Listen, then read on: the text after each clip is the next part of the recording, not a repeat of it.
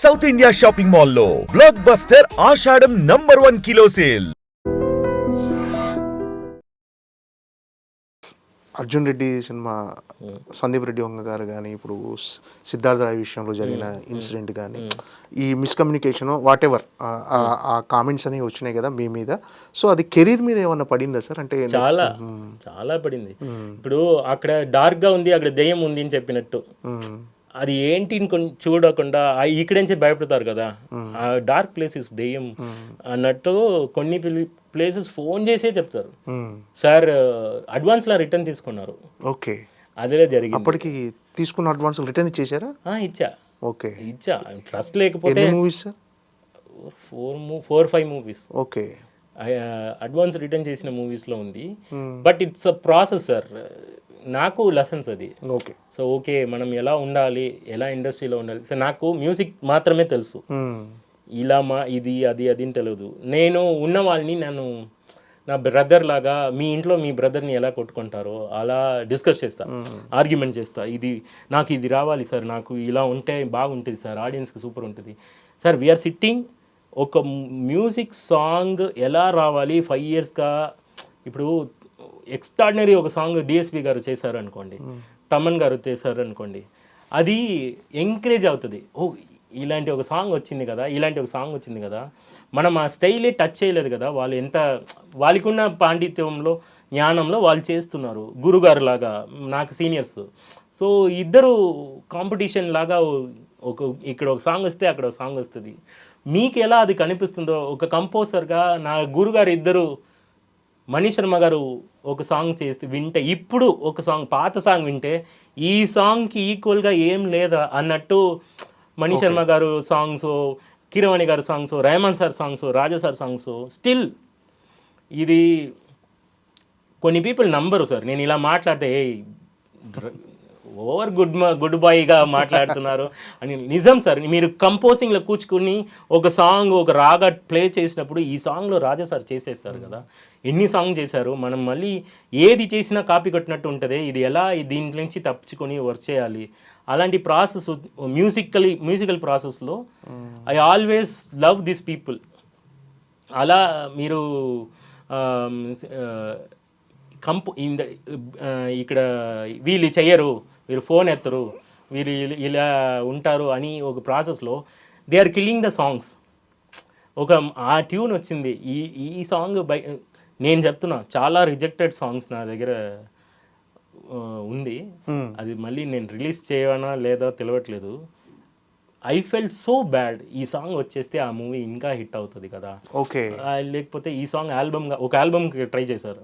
ఆగిన మూవీస్లో ఉంది కదా, ఆగిన మూవీస్లో చాలా సాంగ్స్ బయట రాకుండా ఇంకా ఉంది, బిగ్గెస్ట్ హిట్లా ఉంది.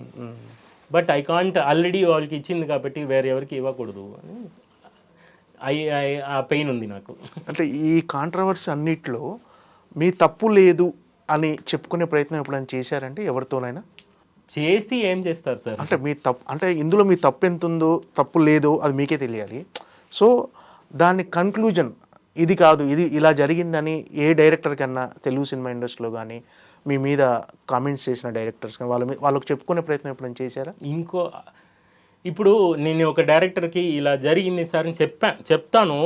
ఎందుకు ఇలా చెప్తున్నారో, లేదు సార్ అలా లేదు సార్, మీరు కంపోజ్ చేయండి, ఇది 1 weekలో ఫినిష్ చేద్దాం, తర్వాత ట్రస్ట్ చేయండి. లేకపోతే చాలా సినిమాలు వచ్చినాయి కదా సార్, తర్వాత మీకు చాలా సినిమాలు వచ్చింది. కొన్ని ఏదో ట్రస్టెడ్ పీపుల్కి నేను వర్క్ చేస్తున్నాను. ఎవరు ట్రస్ట్ చేస్తున్నాం?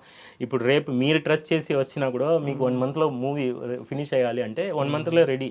దానికి రెడీ లేకపోతే నేను మ్యూజిక్ డైరెక్టరే కాదు. నేను ఇప్పుడు దా చేస్తా, ఇలా చేస్తా, 3 వచ్చినదా చేస్తా అని చెప్పకూడదు sir. We are came for job. ఆ జాబ్ని కరెక్ట్గా చెయ్యాలి. ఆ జాబ్ని నేను చేయడానికి రెడీగా ఉన్నా, మీరు మైండ్లో ఏం పట్టుకుండా ఫ్రెష్గా ఉండండి నేను మాత్రం చెప్పాను. ఇంకొక డైరెక్టర్ గురించి ఇంకొక డైరెక్టర్కి చెప్తే ఆ డైరెక్టరే వాళ్ళ ఫ్రెండ్స్గా ఉండొచ్చు. ఇట్స్ నాట్ బ్యాడ్, నేను బ్యాడ్ కానట్లే, అంటే లేదు డైరెక్టర్ రాదని ఇలా చెప్తున్నారా అన్నట్టు వస్తుంది. ఎందుకంటే వాళ్ళు క్యారెక్టర్ అసోసియేషన్ చేయడం నా పని లేదు. మ్యూజిక్ నాకు తెలిసింది, మ్యూజిక్ నన్ను నమ్మిన వాళ్ళకి చాలా ఇవ్వడం అవుతుంది. మధ్యలో ఇది కంటిన్యూస్గా more than 5 yearsగా ఐఎమ్ ఫేసింగ్ దిస్ కంటిన్యూస్గా. Why these people are saying నేను మాట్లాడలేదా, లేదు నేను చెప్పాలా, వాళ్ళ గురించి నేను సార్ నాకు కంప్లైంట్స్ ఉంది, ఇలా జరిగింది, దీనివల్ల ఇది డిలే అయింది అని డీటెయిల్గా ఈచ్ అండ్ ఎవ్రీ కార్నర్లో ఐ క్యాన్ ఎక్స్ప్లెయిన్. సార్ ప్రతి ఒక్కరూ నేను కరెక్టే అని చెప్పడానికి ట్రై చేస్తారు. అలా వెళితే లైఫ్ ఉండదు sir, it's a life process. సరే చెప్పిన వాళ్ళు చెప్పేస్తారు, వదిలేండి. ఇప్పుడు నెక్స్ట్ ఏంటి, అదిలో ఏం చేయాలి? ఎందుకంటే అన్నం పెట్టింది ఈ అమ్మాయి, తెలుగమ్మ. నాకు ఈ ఇండస్ట్రీ నాకు అన్నం పెట్టింది. అన్నం పెట్టిన ఇండస్ట్రీలో వీళ్ళు అది అని చెప్పడం నాకు అవ్వట్లేదు. అది నా డైరెక్టర్, నా తిట్టడానికి అతనికి రైట్స్ ఉంది, చెప్పడానికి రైట్స్ ఉంది, చేసుకోండి. నేను తప్పైతే నాకు పర్సనల్గా తెలుసు నేను తప్పలేదు అని. అది నేను తప్పలేదు అని ప్రతి ఒక్క ఆడియన్స్కి చెప్పడం అవ్వదు sir. Another thing, this is not salvation, this is not ఒకరిని ఓవర్ బుద్ధి ఇలాగా మాట్లాడలేదు. హంబుల్గా చెప్తున్నా, ఐఎమ్ డూయింగ్ మ్యూజిక్, దాని తప్ప నాకు తెలియదు. ఈ విషయం అందరికీ తెలుసు. ఓకే, అతని మ్యూజిక్ తప్ప ఏదో డిస్కషన్ ఏం చేయను సార్. పర్సనల్గా వాళ్ళతో కలిసి బయట వెళ్ళడం, వాళ్ళతో టైం స్పెండ్ చేయడం, వాళ్ళతోనే ఉండడం, కొన్ని చేస్తారు కదా పబ్బు పార్టీ అది ఇది, ఏం చేయను. వర్క్ తప్ప ఇప్పటి వరకు నేను ఎవరితోని మింగిల్ కూడా అవ్వలేదు. వర్క్ తప్ప మాట్లాడిన కూడా లేదు. So I maintain that discipline. They are thinking అది పొగరు అనుకుంటున్నారు. ఓకే ఓకే, అది వస్తావా, రారా, పిలిస్తే రారా, మందు తాగరా సార్. అది నేనేమే చేయాలి సార్? ఇట్స్ తీసుకున్న వాళ్ళ మైండ్ సెట్లో ఉంది అది. ఒక్కరైనా ఇప్పుడు గుడ్నెస్ ఫేక్ అవుతుంది ఇప్పుడు. Okay, if you are too good they will say you fake, act చేస్తున్నారు అని చెప్తున్నారు. నా దగ్గర ఒక డైరెక్టర్ చెప్పారు, ఏంట్రా అబ్బాయి మీరు గుడ్గా యాక్ట్ చేస్తున్నారా, గుడ్ మ్యాన్ ఇమేజ్ మెయింటైన్ చేస్తున్నారా, రెహమాన్ సార్ శిష్యుడు కాబట్టి అలాగే మెయింటైన్ చేస్తున్నారా. సరే ఓకే, నేను గుడ్ని ఎలా చెప్పాలి? దానికి ఆన్సర్ అడిగా. నేను రియల్గా గుడ్ ఎలా చెప్పాలి? అది చెప్పడం, అది రియాక్ట్ చేయడం, అది మొదటి పెడితే ఫేక్ అంటున్నారు. ఏం చేయకుండా ఉంటుంది. సో ఈ టైంలో గుడ్నెస్ ఇస్ ఫేక్ అని చెప్తున్నారు. మ్యూజిక్ గుడ్నెస్లో ఉంది సార్. మ్యూజిక్ చేసిన వాళ్ళందరూ చాలా మ్యూజిక్ స్పీక్స్ అంతే. మీరు ఇచ్చే మ్యూజికే creative people always towards cares. ఇట్లా క్యారెక్టర్ పిలిచి కన్ఫ్యూజ్ చేసుకుంటున్నారు, ఇతను అలా ఇతను ఇలా. ఇది ఒక ట్రెండ్ అవుతుంది. సో ఇట్స్ ఓకే, నేను భరిస్తాను. మ్యూజిక్ మాత్రం మీరు ఏం చెప్పినా మ్యూజిక్ బాగా వస్తుంది. అంతే అంతే కావాల్సింది కూడా వాళ్ళకి అదే సార్, మ్యూజిక్. అదే అంటే ఏదన్నా 1-2 రోజులు డిలే అవ్వచ్చు. సో డిలే ప్రాసెస్ కూడా మ్యూచువల్లీ అవుతుంది. ఇట్స్ నాట్ అండర్స్టాండింగ్ తోనే అవుతుంది డెఫినెట్ గా. ఇప్పుడు మీరు 1 year తీసుకుంటున్నారు, నేను ఐఎమ్ డూయింగ్ అనదర్ ప్రాజెక్ట్, మధ్యలో ఇంకొక ప్రాజెక్ట్ వస్తుంది.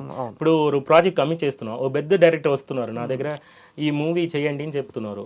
నో సార్, ఈ మూవీ చేసిన వరకు నేను 4 years అయినా నేను ఈ మూవీ చేయను. డిస్రెస్పెక్ట్ చేయకూడదు. అక్కడ ఒక ఛాన్స్ దొరికినప్పుడు వాళ్ళకి ఇక్కడ టైం లేనప్పుడు, ఇక్కడ వాళ్ళు టైం తీసుకున్నప్పుడు we need to balance the clear thing.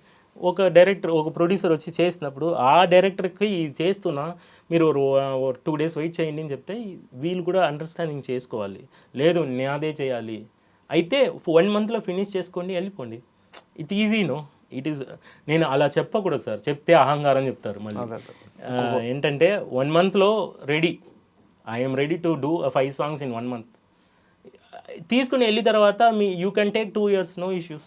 Okay, that is the రాదన్ 1 monthలో సాంగ్ ఇచ్చారని నాకు నేమ్ మారుతుంది. First cinema